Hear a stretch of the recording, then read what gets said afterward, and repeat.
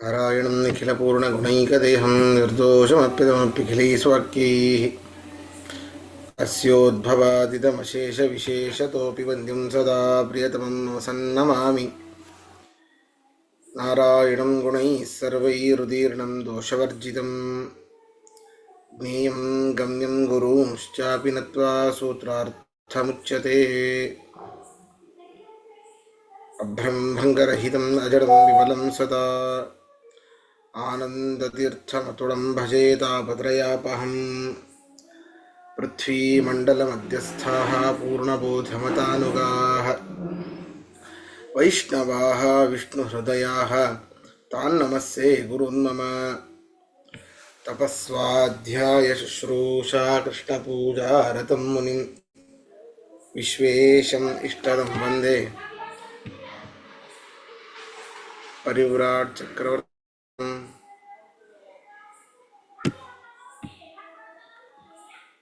ಶ್ರೀ ಗುರುಭ್ಯೋ ನಮಃ. ಹರಿ ಓಂ. ಆಕಾಶಾಧಿಕರಣ ಆಗಿತ್ತು, ಹೌದಾ? ಹೌದು ಆಚಾರ್ಯ, ಆಗಿದೆ. ಸರಿ ನೋಡಿ, ಇವತ್ತೆಷ್ಟು ವಿಶೇಷ ಅಂತಂದರೆ ಮಾರ್ಗಶೀರ್ಷ ಶುದ್ಧ ಅಷ್ಟಮಿ. ಭೀಮಸೇನ ದೇವರು ಅವತಾರ ಮಾಡಿದ ದಿನ. ವಾಯುದೇವರು ಭೀಮಸೇನರಾಗಿ ಅವತಾರ ಮಾಡಿದ ದಿನ. ಪ್ರಾಣದೇವರು. ಇವತ್ತು ಪ್ರಾಣಾಧಿಕರಣ. ಪ್ರಾಣಾಧಿಕರಣ ಇವತ್ತಾಗಬೇಕಿದೆ. ಇಷ್ಟು ದಿನ ಯಾಕೆ ವಿಳಂಬ ಆಯಿತು? ಯಾಕೆ ಮಧ್ಯದಲ್ಲಿ ಇಷ್ಟು ಗ್ಯಾಪ್ ಆಯಿತು? ಎಲ್ಲದಕ್ಕೂ ಯೋಗ ಬೇಕು ಅಂತ. ಹಾಗೆ ಇವತ್ತೇ ಪ್ರಾಣಾಧಿಕರಣ ಶುರು ಆಗಬೇಕು. ಪ್ರಾಣದೇವರು ಅವತಾರ ಮಾಡಿದ, ಭೀಮಸೇನಾಗಿ ಅವತಾರ ಮಾಡಿದ ದಿನ. ಹನುಮ ಜಯಂತಿಯನ್ನ ಆಚರಣೆ ಮಾಡ್ತೇವೆ. ಮಧ್ವ ಜಯಂತಿ, ದಸರಾ, ವಿಜಯದಶಮಿ ವಿಶೇಷವಾಗಿ ಆಚರಣೆ ಮಾಡೋಣ ಅಂತೇಳಿ ಪ್ರಾಣಾಧಿಕರಣ ಇವತ್ತು.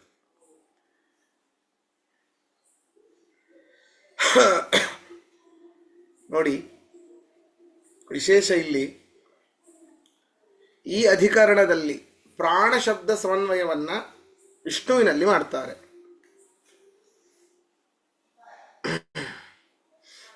ಮೊದಲಿಗೆ ಪೂರ್ವ ಪಕ್ಷ ಏನು, ಸಿದ್ಧಾಂತ ಏನು?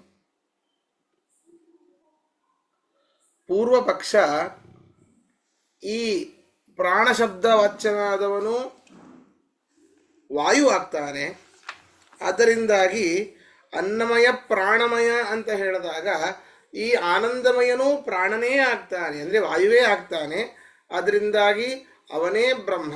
ಅದರಿಂದಾಗಿ ಆ ಬ್ರಹ್ಮಶಬ್ದವಾಚ್ಯನಾದ ವಾಯುವನ್ನೇ ಜಿಜ್ಞಾಸೆ ಮಾಡಬೇಕೇ ಹೊರತು ವಿಷ್ಣುವನ್ನು ಜಿಜ್ಞಾಸೆ ಮಾಡಬಾರದು ಅಂತ ಪೂರ್ವಪಕ್ಷ. ಅದಕ್ಕೆ ಹೇಳ್ತೇವೆ, ಇಲ್ಲ, ಪ್ರಾಣಶಬ್ದ ವಾಚ್ಯನಾದವನು ವಿಷ್ಣುವೇನೇ ಹೊರತು ಇನ್ಯಾರೂ ಅಲ್ಲ. ಅದನ್ನ ಹೇಳಿಕೆ ಹೊರಟಿದ್ದಾರೆ ಇಲ್ಲಿ. ಅದಕ್ಕಿಂತ ಮುಂಚೆ ಭಾಷ್ಯವನ್ನು ಓದೋಣ. ತದ್ವೈ ತ್ವಂ ಪ್ರಾಣೋ ಅಭವಃ ಮಹಾನ್ ಭೋಗಃ ಪ್ರಜಾಪತೇಃ ಭುಜಃ ಕರಿಷ್ಯಮಾಣಃ ಯದ್ದೇವಾನ್ ಪ್ರಾಣಯೋ ನವಾ ಇತಿ ಮಹಾಭೋಗ ಶಬ್ದೇನ ಪರಮಾನಂದತ್ವಂ ಪ್ರಾಣಸ್ಯ ಉಕ್ತಂ.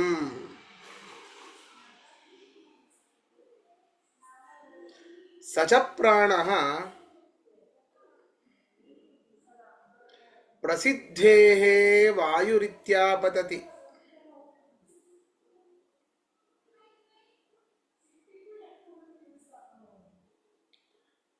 ನ ಚೈವಂ ಯದಃ ವಿಷ್ಣುರೇವ ಪ್ರಾಣಃ.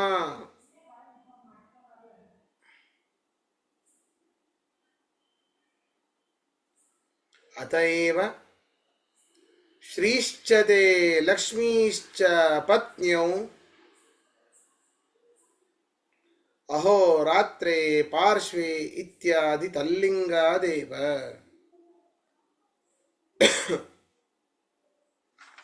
ನೋಡಿ ಇಲ್ಲಿ ಪ್ರಜಾಪತೇ ಭುಜ ಕರಿಷ್ಯಮಾಣ. ಪ್ರಜಾಪತಿ ಅಂದರೆ ಚತುರ್ಮುಖ ಬ್ರಹ್ಮದೇವರಿಗೆ ಭೋಗವನ್ನು ಉಂಟು ಮಾಡುವವನು ಅವನೇ. ತದ್ವೈ ಆ ಪ್ರಾಣನೆ. ತ್ವಂ ಅಂತಹ ನೀನು ಉತ್ಕೃಷ್ಟ ಭೋಗ ಆನಂದ ಭೋಗವುಳ್ಳವನು ನೀನು. ಉತ್ಕೃಷ್ಟ ಭೋಗ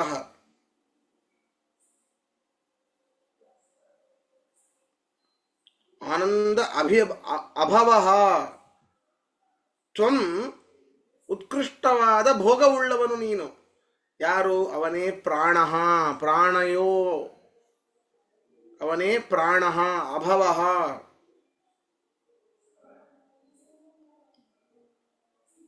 ಪ್ರಜಾಪತಿಗೂ ಕೂಡ ಅಂದರೆ ಚತುರ್ಮುಖ ಬ್ರಹ್ಮದೇವರಿಗೂ ಭೋಗದ ಸುಖವನ್ನು ಉಂಟು ಮಾಡುವ ಯಾರು? ಪ್ರಾಣ. ಪ್ರಾಣನಾಗಿದ್ದಾನೆ. ನವಾ ಯದ್ದೇವಾನ್ ಪ್ರಾಣಯ ಕರಿಷ್ಯಮಾಣ. ವಸ್ವಾದಿ ಇಂದ್ರಾದಿ ಅಭಿಮಾನಿ ದೇವತೆಗಳಿಗೆ ಅವರ ಶರೀರದಲ್ಲಿ ಚೇಷ್ಟೆಯನ್ನ ಕ್ರಿಯೆಯನ್ನ ಉಂಟು ಮಾಡುವಂಥವನು ಯಾರೋ ಅವನೇ ಪ್ರಾಣ ಎಂಬುದಾಗಿ ತೈತ್ತರೀಯ ಉಪನಿಷತ್ತಲ್ಲಿ ಹೇಳಿದೆ. ಅದರಿಂದಾಗಿ ಮಹಾಭೋಗ ಯಾರಿಗಿದೆ? ಆ ಪ್ರಾಣನಿಗೆ ಇದೆ. ಮಹಾಭೋಗಿ ಯಾರು? ಆ ಪ್ರಾಣ. ಪರಮಾನಂದತ್ವ ಯಾರು? ಉತ್ಕೃಷ್ಟ ಆನಂದತ್ವ ಆ ಪ್ರಾಣನಿಗೆ ಇದೆ. ಅದನ್ನೇ ಹೇಳಿದು ಮಹಾಭೋಗ ಶಬ್ದೇನ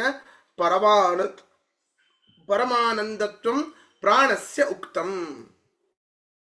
ಮಹಾಭೋಗ ವಿಚಾರ ಮಾಡ್ರಿ.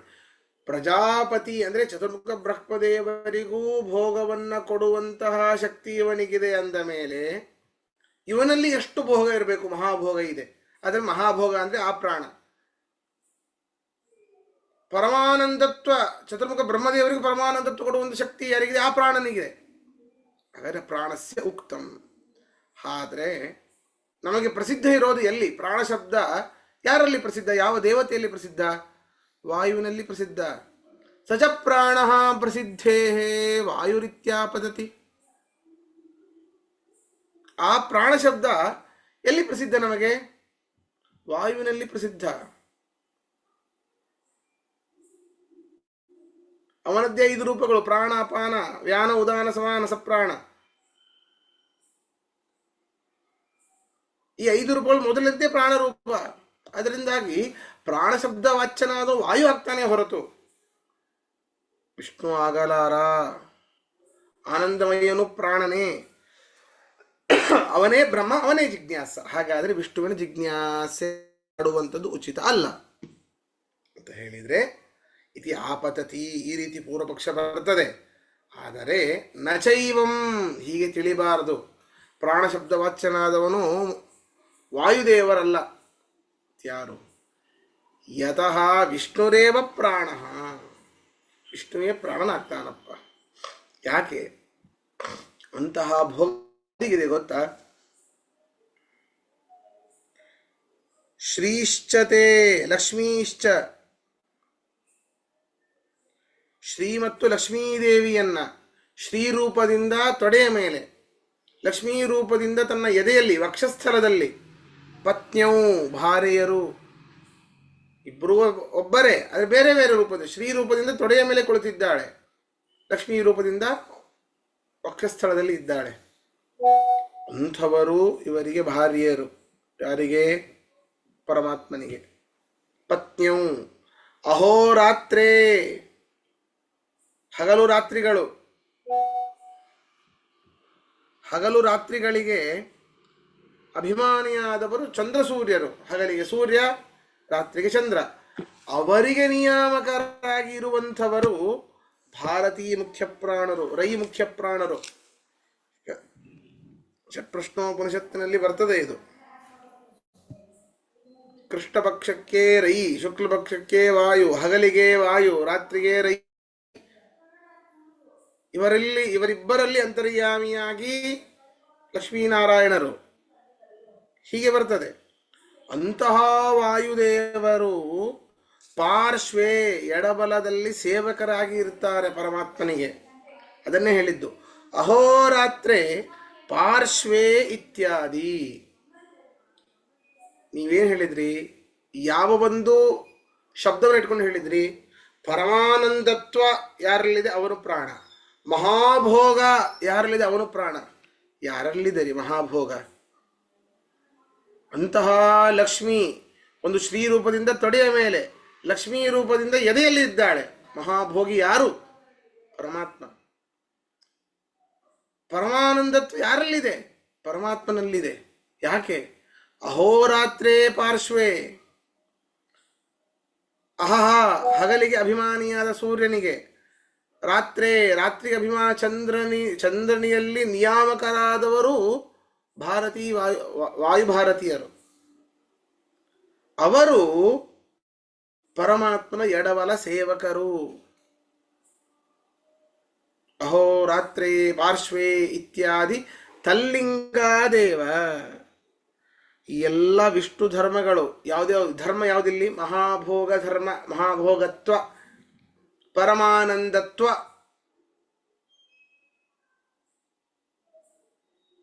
ಈ ಎರಡೂ ವಿಶೇಷವಾಗಿ ಯಾರಲ್ಲಿದೆ ಅವನು ಪ್ರಾಣ ಅಂತ ಹೊರಟಿರೋದು ಈ ಅಧಿಕರಣ. ಮಹಾಭೋಗತ್ವ ಯಾರಲ್ಲಿದೆ? ಪರಮಾತ್ಮನಲ್ಲಿದೆ. ಪರಮಾನಂದತ್ವ ಯಾರಲ್ಲಿದೆ? ಪರಮಾತ್ಮನಲ್ಲಿದೆ. ಆದ್ದರಿಂದಾಗಿ ಅವನೇ ಪ್ರಾಣನಾಗ್ತಾನೆ ಹೊರತು ವಾಯು ಪ್ರಾಣನಾಗೋದಿಲ್ಲ. ವಾಯುವು ಪ್ರಾಣ ಶಬ್ದ ವಾಚ್ಯನಾಗೋದಿಲ್ಲ. ಅದರಿಂದಾಗಿ ಅತ ಓಂ, ಈಗ ಸೂತ್ರ ಹೇಳ್ತಾರೆ, ಓಂ ಅತಏವ ಪ್ರಾಣ. ಓಂ ಅತಏವ ಅದೇ ಕಾರಣದಿಂದಲೇ. ಯಾವ ಕಾರಣದಿಂದ? ಸೂತ್ರ ಹೇಳಿ ಒಮ್ಮೆಲ್ಲರೂ. ಓಂ ಅತಏವ ಪ್ರಾಣ. ಓಂ ಅತಏವ. ಅತಏವ ಅಂದ್ರೇನು? ಶ್ರೀಶ್ಚತೆ ಲಕ್ಷ್ಮೀಶ್ಚ ಪತ್ನ್ಯೋ ಅಹೋರಾತ್ರೇ ಪಾರ್ಶ್ವೇ ಇತ್ಯಾದಿ. ಅತಏವ ಆದ ಕಾರಣದಿಂದಲೇ. ಲಕ್ಷ್ಮಿಯೇ ಒಂದು ಶ್ರೀ ರೂಪದಿಂದ ತೊಡೆಯಲ್ಲಿ, ಲಕ್ಷ್ಮೀ ರೂಪದಿಂದ ಎದೆಯಲ್ಲಿ ಇದ್ದಾಳೆ.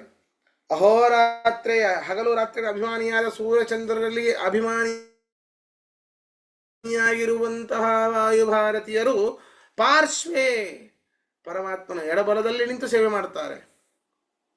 ಆ ಲಿಂಗಗಳು ಇರುವಂಥದ್ದು ಪರಮಾತ್ಮನಲ್ಲಿಯೇ ಹೊರತು ವಾಯುವಿನಲ್ಲಿ ಅಲ್ಲ.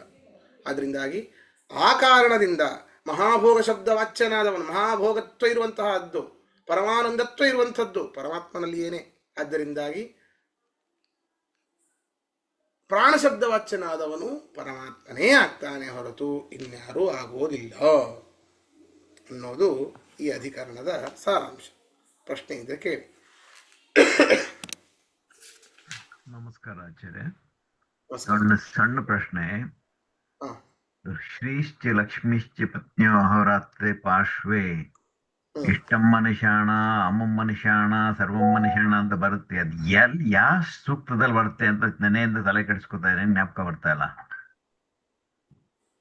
ಅಹೋರಾತ್ರೇ ಶಿವೇ ಸ್ಯಾತಾಂ ನಿಕಾಮೇ ನೀಕಾವೇನ ಪರ್ಜನ್ಯೋ ವೃಷತು ಫಲಿನ್ಯೋ ನ ಔಷಧಯ ಪಚ್ಚಂತಾಂ ಯುಗಕ್ಷೇಮೋ ನ ಕಲ್ಪತಾಂ. ಯಾವುದೋ ಸೂಕ್ತದಲ್ಲಿ ಬರುತ್ತೆ, ಅದು ಜ್ಞಾಪಕ ಬರ್ತಾ ಇಲ್ಲ. ಅಥವಾ ಯಜುರ್ವೇದದಲ್ಲಿ ಬರುತ್ತೆ ಏನೋ ಗೊತ್ತಿಲ್ಲ.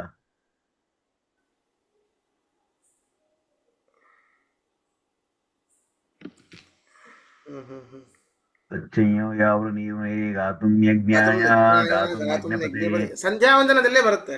ಹಾ, ಕರೆಕ್ಟ್. ಅದಕ್ಕೋಸ್ಕರ ಅಷ್ಟು. ಧನ್ಯವಾದ.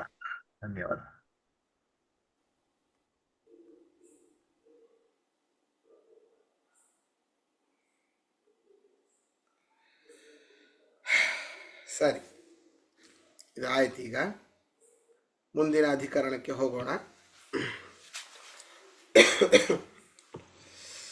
ಜ್ಯೋತಿರಧಿಕರಣ. ಇಲ್ಲಿ ಜ್ಯೋತಿ ಶಬ್ದ ವಾಚ್ಯವಾದವನು ಪೂರ್ವಪಕ್ಷ ಸಿದ್ಧಾಂತ ನೋಡಿಬಿಡೋಣ. ಪೂರ್ವಪಕ್ಷ ಜ್ಯೋತಿ ಶಬ್ದ ವಾಚ್ಯನಾದವನು ಅಗ್ನಿ, ಜ್ಯೋತಿ ಅಂದರೆ ಒಂದು ಬೆಳಕು ಅಂತ ಅರ್ಥ. ಬೆಳಕಿರುವಂಥದ್ದು ಅಗ್ನಿಯಲ್ಲಿ. ಅದರಿಂದಾಗಿ ಜ್ಯೋತಿ ಶಬ್ದ, ಈಗ ಇದು ಅಧ್ಯಾಯ ಹೊರಟಿರುವಂಥದ್ದೇ ಸಮನ್ವಯಾಧ್ಯಾಯ. ಎಲ್ಲ ಶಬ್ದಗಳನ್ನು ಪರಮಾತ್ಮನಲ್ಲಿ, ಅನ್ಯತ್ರ ಪ್ರಸಿದ್ಧ ಶಬ್ದಗಳು, ಉಭಯತ್ರ ಪ್ರಸಿದ್ಧವಾದ ಶಬ್ದಗಳು, ಅನ್ಯತ್ರಯ ಪ್ರಸಿದ್ಧವಾದ ಶಬ್ದಗಳು, ವಿಷ್ಣುವಿನಲ್ಲೇ ಪ್ರಸಿದ್ಧ ಶಬ್ದಗಳು, ಅತ್ರಯ ಪ್ರಸಿದ್ಧವಾದ ಶಬ್ದಗಳು. ಇಲ್ಲಿ ಈಗ ಅನ್ಯತ್ರ ಪ್ರಸಿದ್ಧವಾದ ಶಬ್ದಗಳನ್ನು ವಿಷ್ಣುವಿನಲ್ಲಿ ಸಮನ್ವಯ ಮಾಡ್ತಾ ಇದ್ದಾರೆ. ಜ್ಯೋತಿ ಅಂದರೆ ಬೆಳಕು, ಬೆಳಕು ಅಂತಂದರೆ ಬೆಂಕಿ, ಅಗ್ನಿ. ಈ ಜ್ಯೋತಿ ಶಬ್ದ ವಾಚ್ಯನಾದವನು ಅಗ್ನಿ ಆಗ್ತಾನೆ. ಅದರಿಂದ ಅಗ್ನಿಯ ಜಿಜ್ಞಾಸೆಯನ್ನೇ ಮಾಡಬೇಕು.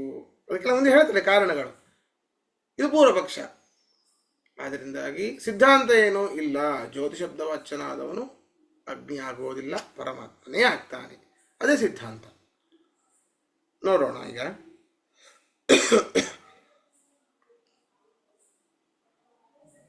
ನೋಡಿ, ಮೊದಲಿಗೆ ಯೋ ವೇದ ನಿಹಿತಂ ಗುಹಾಯಾಂ ಇತ್ಯುಕ್ತಂ. ಭಾಷ್ಯವನ್ನು ಓದೋಣ.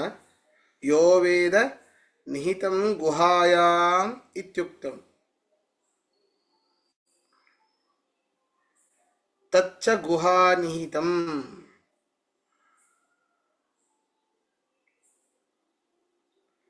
ವಿಮೇ ಕರ್ಣ ಪತಯೋ ವಿಚಕ್ಷುಃ.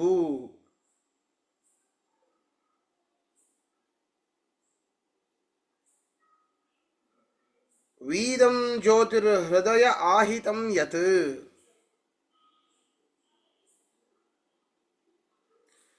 ವಿಮೇ ಮನಶ್ಚರತಿ ದೂರ ಆಧೀಹಿ.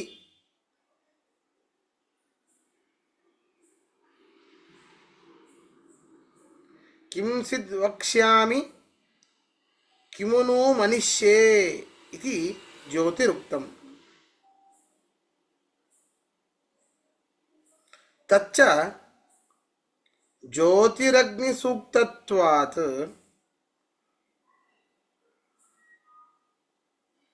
ಪ್ರಸಿದ್ಧೇಶ್ಚ ಅಗ್ನಿರೇವ ಇತಿ ಪ್ರಾಪ್ತಂ. ಅತ ಆಹ. ಇದು ಪೂರ್ವ ಪಕ್ಷ. ಏನು ಇದರಲ್ಲಿ ಏನು ಹೇಳಿಕ್ಕೆ ಹೊರಟಿದ್ದಾರೆ? ಜ್ಯೋತಿ ಶಬ್ದವಾಚ್ಯವಾದ ಅಗ್ನಿ ಅನ್ನೋದೇ ಆಗಬೇಕು ಅಂತ. ಅದಕ್ಕೆ ಹೇಳ್ತಾ ಇದ್ದಾರೆ ಇಲ್ಲಿ ಆನಂದಮಯಾಧಿಕರಣದಲ್ಲಿ, ಏನೇ ಆನಂದಮಯ ಪ್ರಕರಣದಲ್ಲಿ, ವೇದದಲ್ಲಿ, ಅಲ್ಲಿ ಗುಹಾಯಾಂ ನಿಹಿತಂ ಯಹ ವೇದ, ಗುಹೆಯಲ್ಲಿ ಇರುವಂತಹ ಆ ಆನಂದಮಯನನ್ನ ಯಾರು ತಿಳಿದಿದ್ದಾನೆ. ಗುಹೆ ಅಂತಂದ್ರೆ ಗುಡ್ಡದ ಗುಹೆ ಅಲ್ಲ, ನಮ್ಮ ಹೃದಯ ಗುಹೆ. ಹೃದಯ ಗುಹೆಯಲ್ಲಿ ಇರುವಂತಹ ಆ ಆನಂದಮಯ ವಸ್ತುವನ್ನ ಯಾವನು ವೇದ ತಿಳಿದಿದ್ದಾನೆ, ಯಾರೂ ತಿಳಿಲಿಕ್ಕೆ ಸಾಧ್ಯ ಇಲ್ಲ. ತಚ್ಚ ಗುಹಾನಿಹಿತಂ ಯತ್ ಜ್ಯೋತಿ. ಆ ಗುಹೆಯಲ್ಲಿ ಇರುವಂತಹ ಆ ಪ್ರಸಿದ್ಧವಾದ ಆ ಒಂದು ಜ್ಯೋತಿ ಏನಿದೆ, ಇದಂ ಮೇ ಕರ್ಣ ಚಕ್ಷು ವಿಪತಯತಃ. ಆ ಒಂದು ಜ್ಯೋತಿಯನ್ನ ಮೇ ಕರ್ಣ ಚಕ್ಷು, ಕಿವಿಯಿಂದ ಕೇಳಲಿಕ್ಕಾಗೋದಿಲ್ಲ, ಕಣ್ಣಿನಿಂದ ನೋಡ್ಲಿಕ್ಕಾಗೋದಿಲ್ಲ, ಬಹಳ ದೂರ ಹೋಗುತ್ತೆ ಆ ಜ್ಯೋತಿಯಿಂದ. ಅಂದರೆ ನಮ್ಮ ಜ್ಞಾನೇಂದ್ರಿಯಗಳಿಗೆ ಸಿಗುವಂಥದ್ದಲ್ಲ ಆ ಜ್ಯೋತಿ.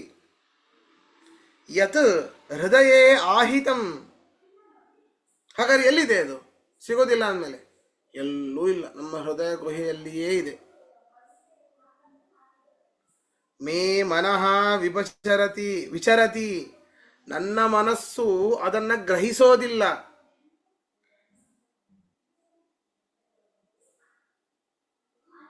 ವಿಚರತಿ ದೂರ ಆದೀಹಿ. ಬಹಳ ಬಹಳ ಅದರ ಹತ್ರ ಹೋಗಬೇಕು ಅಂದಷ್ಟು ಮನಸ್ಸು ಅದು ಇನ್ನೂ ದೂರ ಹೋಗುತ್ತೆ. ಮನಸ್ಸಿಗೆ ಸಿಗುವಂತಹ ವಸ್ತು ಅಲ್ಲ ಅದು, ಆ ಆನಂದಮಯವಾದ ಜ್ಯೋತಿ ಸ್ವರೂಪ. ಬೇರೆಲ್ಲೂ ಇಲ್ಲ, ನಮ್ಮ ಹೃದಯ ಗುಹೆಯಲ್ಲಿಯೇ ಇದೆ, ನಮ್ಮ ಇಂದ್ರಿಯಗಳಿಗೆ ಗೋಚರವಾಗುವುದಿಲ್ಲ ಅದು. ಹಾಗಾದ್ರೆ ಕಿಂ ಸ್ವಿತ್ ವಕ್ಷ್ಯಾಮಿ, ಅದರ ಬಗ್ಗೆ ಏನು ಹೇಳಲಿಕ್ಕೆ ಸಾಧ್ಯ? ಅದು ಹೀಗಿದೆ ಅಂತ ಹೇಗೆ ಹೇಳಲಿಕ್ಕೆ ಸಾಧ್ಯ ನಾವು? ಈ ರೀತಿ ಜ್ಯೋತಿ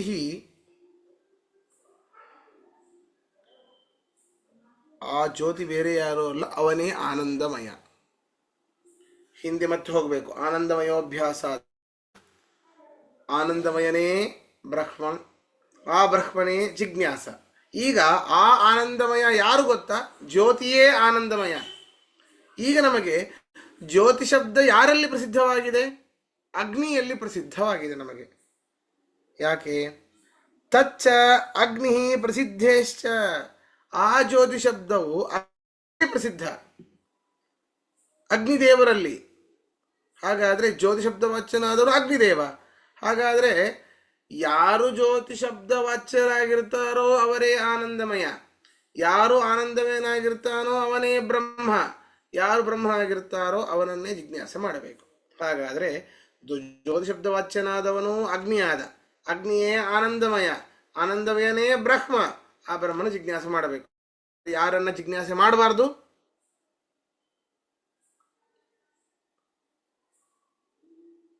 ಹೇಳಿ. ಅಗ್ನಿಯನ್ನು. ಯಾರನ್ನ ಜಿಜ್ಞಾಸೆ ಮಾಡಬಾರ್ದು ಅಂತಾಯ್ತು ಅಲ್ಲ. ಈಗ ಅಗ್ನಿಯನ್ನ ಮಾಡಬೇಕು ಅಂತಾಯ್ತು, ಯಾರನ್ನ ಮಾಡಬಾರ್ದು ಅಂತಾಯ್ತು? ಭಗವಂತನ, ವಿಷ್ಣುವನ್ನ. ಶಬಾಷ್ ಶಬಾಷ್.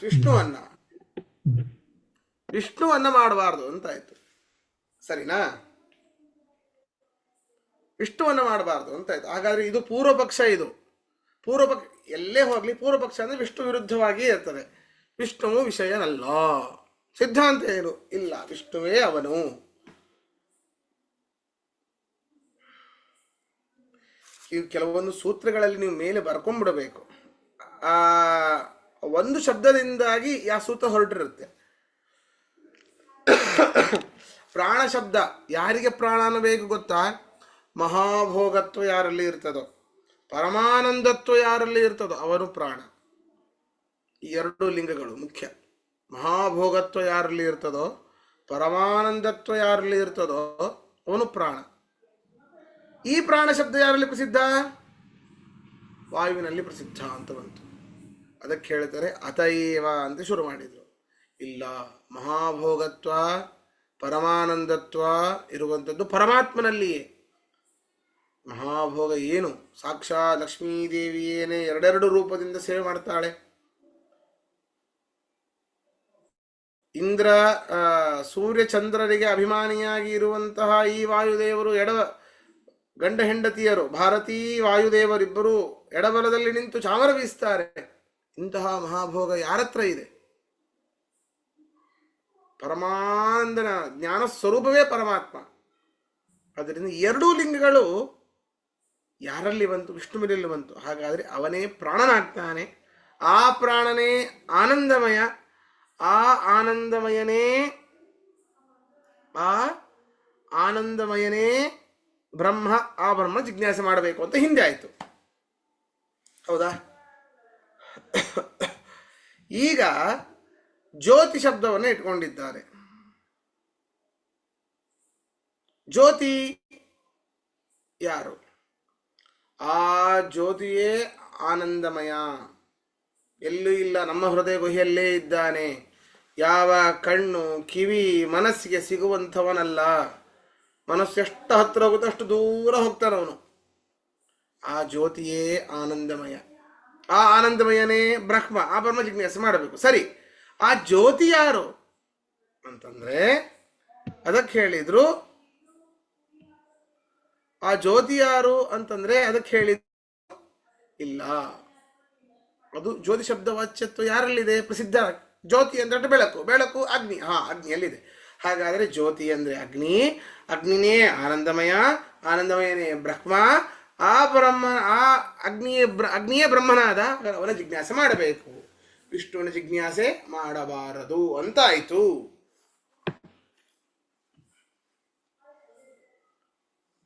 ಹಾಗಾದ್ರೆ ಪೂರ್ವ ಪಕ್ಷ ಬಂತು. ಅದಕ್ಕೆ ಹೇಳ್ತಾರೆ ಇಲ್ಲ. ಅದನ್ನೇ ಹೇಳ್ತಾ ಇದ್ದಾರೆ ಮುಂದೆ ಸೂತ್ರಕಾರರು ಹೇಳಬೇಕೆಲ್ಲರೂ. ಓಂ ಜ್ಯೋತಿಶ್ಚರಣಾಭಿಧಾನಾತ್. ಓಂ ಓಂ ಜ್ಯೋತಿಶ್ಚರಣಾಭಿಧಾನಾತ್ ಓಂ.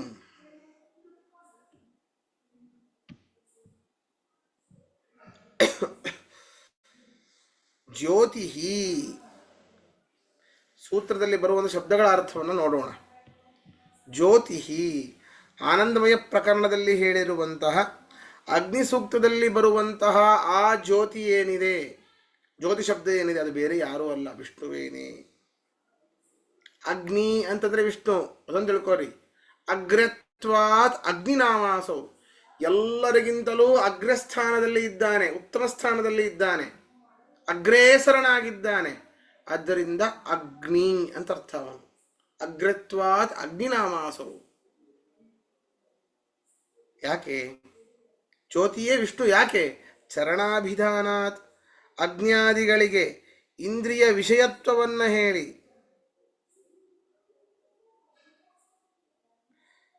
ಇವನಿಗೆ ಸಕಲೇಂದ್ರಿಯಗಳಿಗೆ ಅಗೋಚರತ್ವವನ್ನು ಹೇಳಿದ್ದಾರೆ. ಅಗ್ನಿ ಕಣ್ಣಿಗೆ ಕಾಣೋದಿಲ್ಲೇನ್ರಿ? ಒಂದು ವೇಳೆ ಆ ಜ್ಯೋತಿ ಅಗ್ನಿನೇ ಆಗಿದ್ರೆ ಅವನು ಯಾವ ಇಂದ್ರಿಯದಿಂದಲೂ ಗೋಚರನಾಗಬಾರದಿತ್ತು.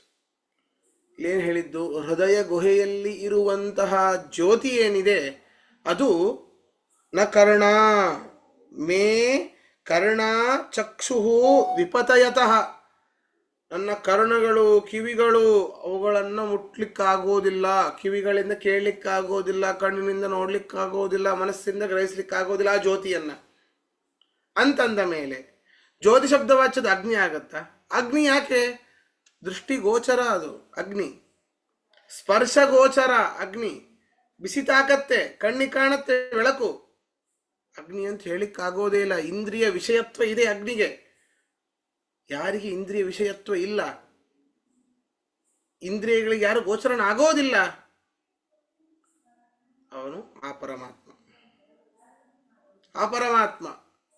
ಆದ್ದರಿಂದ ಸಕಲೇಂದ್ರಿಯಗಳಿಗೂ ಅಗೋಚರ. ಧ್ಯಾನಕ್ಕೆ ಸಿಲುಕುವಿ ನಿನ್ನ ಕಾಣಲಿಬಹುದು, ಜ್ಞಾನಿಗಳು ತಿಳಿದು ಬರುವರು ಅಲ್ಲಿಗೆ. ಧ್ಯಾನಕ್ಕೂ ಸಿಲುಕೋದಿಲ್ಲ,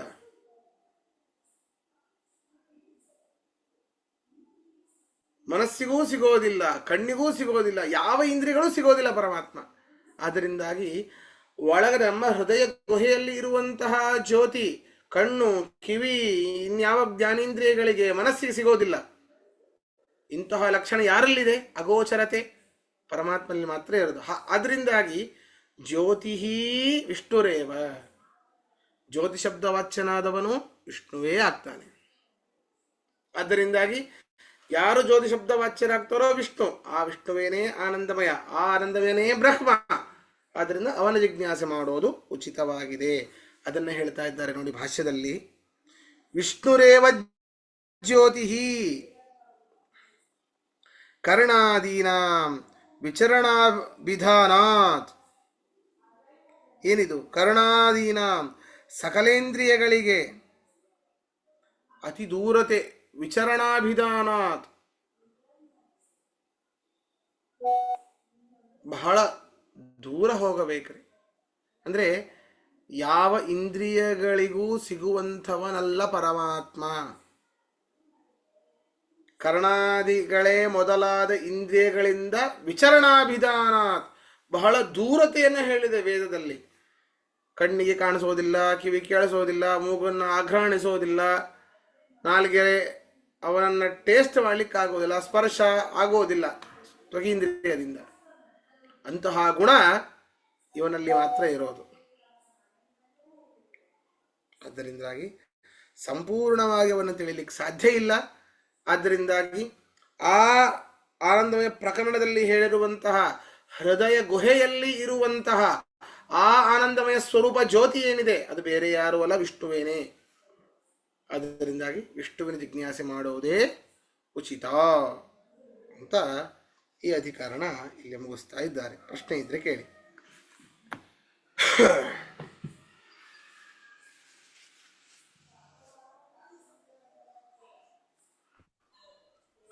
ಇಲ್ಲ ಆಚಾರ್ಯ, ನಾಳೆಯಿಂದ 7 ಗಂಟೆಗೆ ಶುರು ಮಾಡ್ತಾ ಇದೀಯೋ ಪ್ರಕಾರ, ಯಥ ಪ್ರಕಾರ ನಾಳೆ 8 ಗಂಟೆಗೆ ಶುರು ಮಾಡೋಣ. 8 ಗಂಟೆ. 8ರಿಂದ 9 ಮಾಡೋಣ. ಆಯ್ತು, ನೋಟ್ ಹಾಕ್ತೀನಿ. ಹಾ. ಶ್ರೀಕೃಷ್ಣಾರ್ಪಣಮಸ್ತು. ಮಧ್ವೇಶ.